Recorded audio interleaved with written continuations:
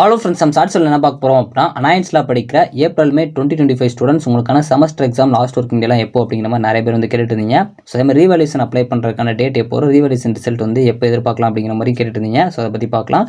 So first of all உங்களுக்கு last working day பொறுத்த வரைக்கும் செகண்ட் செமஸ்டர் ஸ்டூடெண்ட்ஸ்க்கு 5th June, 4th semester, 6th semester, 8th semester ஸ்டூடெண்ட்ஸ்க்குலாம் May 30 வந்து உங்களுக்கு லாஸ்ட் ஒர்க்கிங் டே. செமஸ்டர் உங்களுக்கு எப்போ இருக்கலாம் அப்படின்னா, உங்களோட அகாடமிக் ஷெட்யூலில் கொடுத்துருக்க டேட் செகண்ட் செமஸ்டர் ஸ்டூடெண்ட்ஸ்க்கு 11th ஜூன்லேருந்து ஸ்டார்ட் ஆகும், 4th செமஸ்டர் 6th செமஸ்டர் ஸ்டூடெண்ட்ஸ்க்கு 4th ஜூன்லேருந்து ஸ்டார்ட் ஆகும், 8th செமஸ்டர் ஸ்டூடெண்ட்ஸ்க்கு 2nd ஜூன்லேருந்து ஸ்டார்ட் ஆக பாசிபிள் இருக்குது. மேக்ஸிமம் இப்படி தான் பண்ணுவாங்க, ஏன்னா அகாடமிக் ஷெட்யூலில் கொடுத்துருக்காங்க.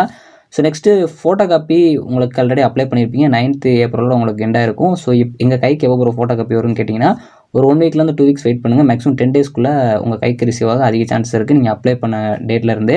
ரீவால்யூஷன் ரிசல்ட் எப்போ எதிர்பார்க்கலாம்னு கேட்டிங்க அப்படின்னா, நான் ஒரு 3 எக்ஸாம்ஸ் நடந்ததை வச்சு கம்பேர் பண்ணியிருக்கேன். லாஸ்ட் 2 செமஸ்டரில் எந்த மாதிரிலாம் பப்ளிஷ் பண்ணியிருக்காங்க அப்படின்னு சொல்லிட்டு இந்த ஃபுல் வீடியோட லிங்க் வந்து நான் கீழே கொடுத்துருக்கேன். கண்டிப்பாக ஃபுல்லாக பாருங்கள். ஸோ தேங்க்ஸ் ஃபார் வாட்சிங்.